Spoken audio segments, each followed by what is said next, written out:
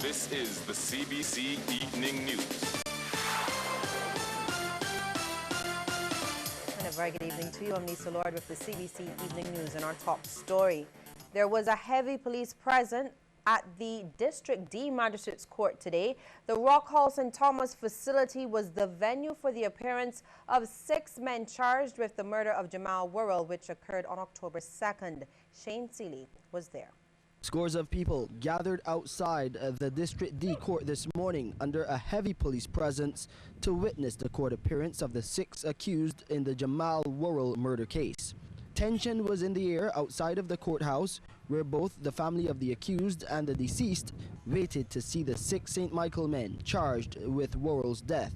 Among them, 34-year-old twin brothers Rico and Rory Graham from Fairfield Cross Road in Blackrock and Skeets Road, Fairfield, respectively. 39-year-old James Miller is also from the same Fairfield Blackrock community. 20-year-old Alex Jacob is from Grisette's Main Road. Chad Chatterton is 21 years old from Tudor Bridge Main Road. And Dario Mitchell, also 21 years of age, is from Fairfield Cross Road in Blackrock. The court proceeding was initially delayed, but it took the magistrate about 15 minutes to read the charges and remand the 6 to Dodds Prison. As they left the courthouse, some of their relatives couldn't contain their emotions, breaking down as the men were rushed off to prison in a police detail. They will return to the District D court on November 9th. Shane Seeley, CBC News. Well, police are tonight probing an incident in Blackrock St. Michael which has left a schoolboy nursing injuries. According to police reports, a 14-year-old boy had to be treated at the Queen Elizabeth Hospital for 2 wounds to his upper body. This after he was allegedly attacked by another schoolboy along Blackrock Main Road around 3 this afternoon. Now, lawmen say the attacker subsequently fled the scene. Police say the injuries sustained by the victim are not life-threatening. Well, there's an appeal to church leaders in Barbados to take their ministries into the communities to rescue young people from what's been described as a spirit of wickedness. That description from Attorney General and Minister of Home Affairs Adriel Brathwaite. He was delivering remarks at the Barbados Prison Services Church Service and Parade at the Messiah Wesleyan Holiness Church in St. John. Go into the community, go into wherever you are in St. John, in St. Philip, Apostle Baird, you're in St. James, is it? In St. James, wherever you are, go into the ministry, go into the districts and reach out to our young people. We need to destroy, as I said, this spirit of wickedness that seemed to have overtaken many of our young people. Well, a Barbadian manufacturing company continues to record high export sales in spite of the economic difficulties the island has encountered in recent years. It's the West India Biscuit Company, or WABISCO. Minister of Industry and International Business Donville Innes noted the company's exceptional performance at its 105th anniversary service. He says WABISCO has exported to over 20 markets in the Caribbean, USA, the UK, and Canada. During the last financial year, WABISCO exported almost $13 million worth of products. And this export performance, I'm advised, is one of the highest in any given year. And comes at a time, as you will well know, when the world is slowly emerging from an economic recession and companies are having difficulty in maintaining their export market share. The accomplishment in itself is indicative of the level of contribution of WABISCO to the growth and development of the Barbados economy at this critical time in our history. And General Manager of WABISCO, Adrian Padmore, says they are expanding their market to Cuba and Panama. He, however, would like government to do more to facilitate exports. This will be done firstly and most importantly through stakeholder meetings with the companies themselves and their associations.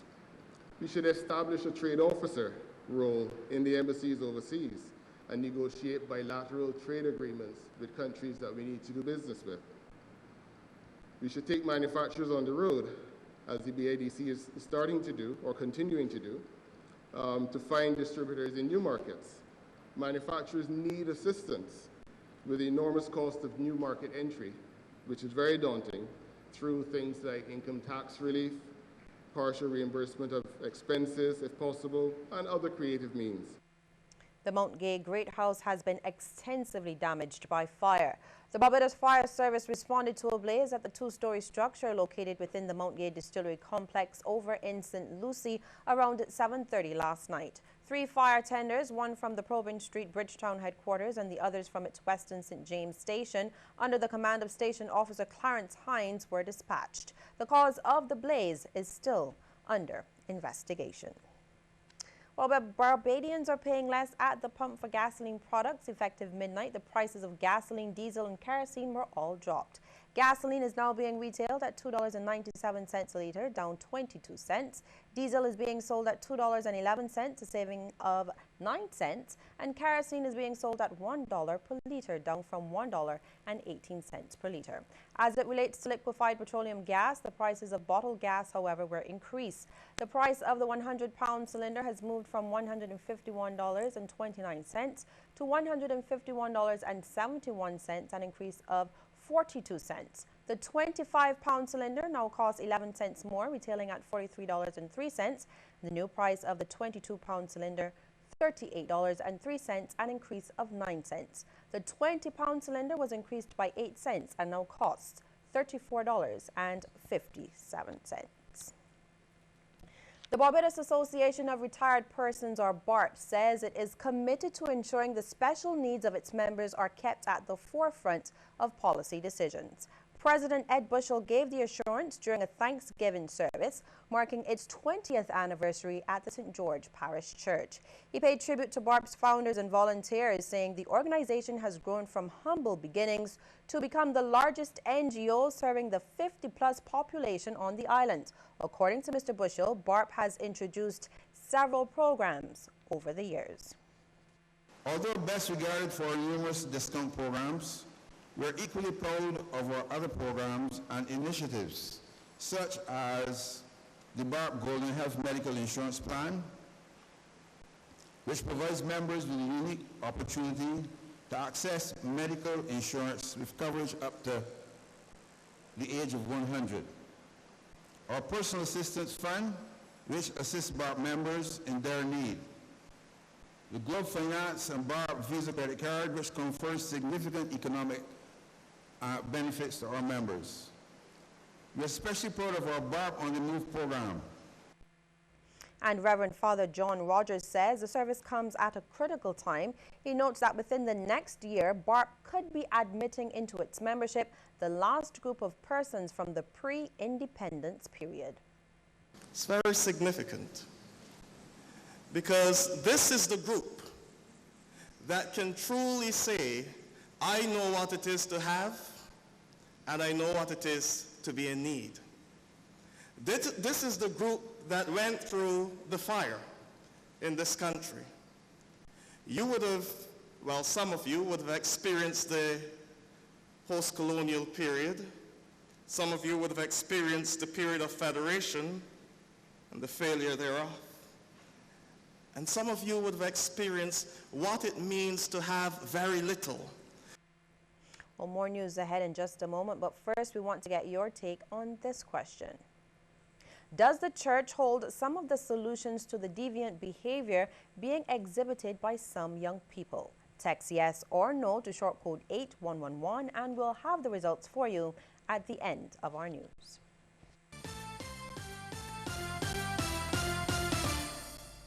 Luxury is now available and covered in chocolate.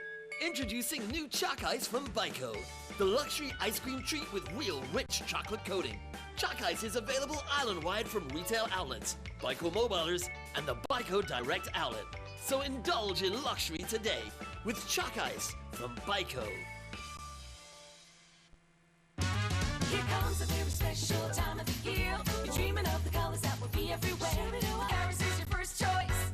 Color your Christmas. Make Harris Paints your first choice this Christmas for a whole lot less. There's 20% off Perma, 25% off kitchen and bathroom, and 30% off all Ultima Plus paints, plus the ever-durable Turbotex Natural for just $98. So dream in color this Christmas with Harris Paints, the Caribbean champions of color. Harris is your first choice. Color your Christmas. Pop, pop.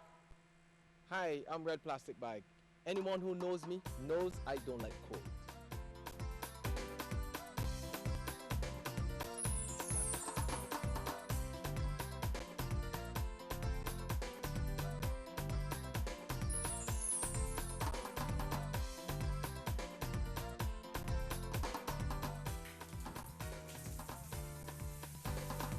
Sunshine reigns in my country. I love it. Get your sun power.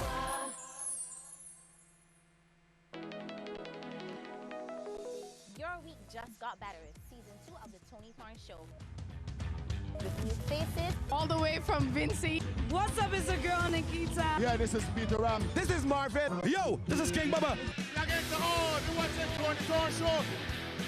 New experiences.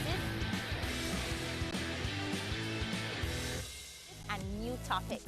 Right here on CBC TV 8. So tune in.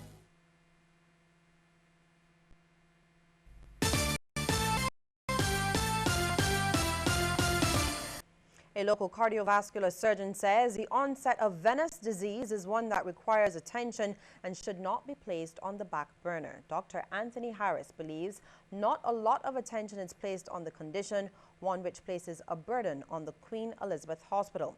Venous disease refers to chronic conditions related to or caused by veins that become diseased or abnormal. It occupies a tremendous burden in the surgical area at the hospital with chronic ulcers. And in the medical side, people can die of deep vein thrombosis that leads to a pulmonary embolus. And in fact, that is perhaps about the 5th major cause of death in the world. Focus was placed on the condition as health communications and events company Hibiscus Health Caribbean hosted a venous disease continuing medical education seminar at the 3Ws Pavilion. Dr. Fidel Rampersad, an interventional radiologist out of Trinidad and Tobago, was on hand to shed some light on interventional radiology. This helps in the management of acute deep venous thrombosis and its prevention. What I will be dealing with is deep vein thrombosis, which are clots in the leg, and how we can manage them using new techniques such as devices to help break them up when so that the patients can heal faster versus just medical treatment. And also, since these clots break off and go to the lung in certain patients, which can be fatal, we can actually put something called an IVC filter to prevent those clots from going to the lung. And that has been available for a while, but the indications have sort of been modified and techniques have been modified. Chief Cultural Officer at the National Cultural Foundation, Andrea Wells, says big opportunities lie ahead for local performing artists, with CariFesta 13 set to be held right here in Barbados in 2017. She says NIFCA, the National Independent Festival for the Creative Arts, over the next 2 years will be key in preparing Barbadian cultural performers for the big stage. Ms. Wells gave her assessment looking back at CariFesta 12 held in Haiti at a mini showcase put on by the NCF in the city over the weekend. Barbados really was on the lips of every Haitian who would have seen the closing ceremony presentations and indeed who would have taken part in the festival. And there's been so much a surge of interest in finding out more about our culture, our artists, and even visiting Barbados for CariFesta 2017. Many of those artists literally cut their teeth on NIFCA stage. So NIFCA over the years really has proven itself as a local benchmark for those rising stars and those who through the process of NIFCA develop the professional skills and attitudes needed to take on the world stage. CariFesta is the next stage. So NIFCA this year and NIFCA next year more than ever will push and remind our artists you're working hard not just for the local stage but for the huge Caribbean audience that will be joining us in 2017. The Barbados Council for the Disabled has received another fully accessible bus. Founders of the Maria Holder Memorial Trust, members of the Barbados Council for the Disabled and the disabled community were present to witness the handing over of the vehicle.